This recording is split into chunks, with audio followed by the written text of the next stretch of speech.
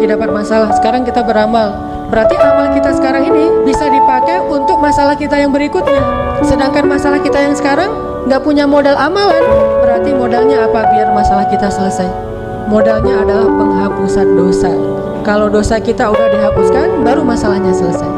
Sehingga para ulama diambil dari sebuah hadis mengatakan bahwa idza kathurat dzunubul 'abdi wa lam yakul lahu min 'amalin liyukaffiraha fabtalahu Allahu bil hazan liyukaffiraha.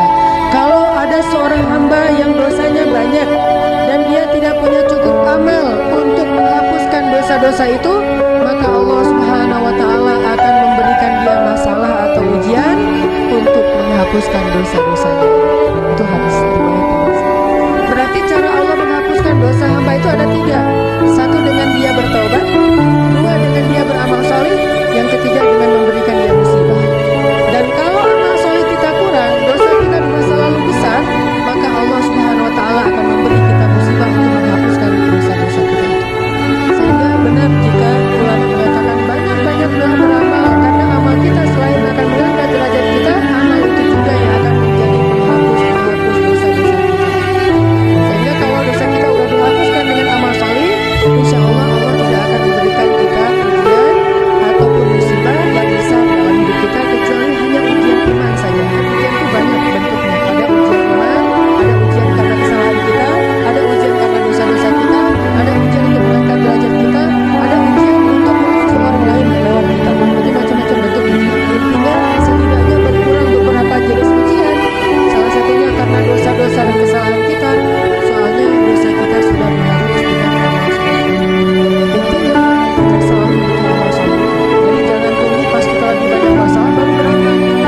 Pas lagi susah baru rajin tahajud. Pas habis putus baru rajin itikaf.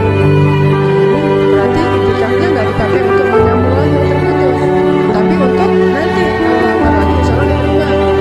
Nih putus nih, kita nanti ya misalkan bahasa standarnya ya, kita hari kakak aja dulu kan, putus kan hancur tuh, lagi breaking heart, lagi hancur-hancurnya hatinya tuh, obatnya di mana? Kalau dia obatnya datang ke tempat-tempat hiburan, paling dia akan hilang masalah sebentar, pulang dari situ muncul lagi masalahnya. Mungkin dia baik memilih obatnya itu datang ke masjid itikaf atau ikut talim. Daripada saya mikirin itu, mending saya ikut talim aja. Datanglah ke masjid ikut talim, dengerin tausiah, dapat semacam siraman rohani gitu kan. Itu kan amal soleh, berpahala nggak tuh? Berpahala, tetapi amal soleh yang dia lakukan itu bukan untuk menyelesaikan masalah dia yang sekarang, tapi masalah dia yang akan datang.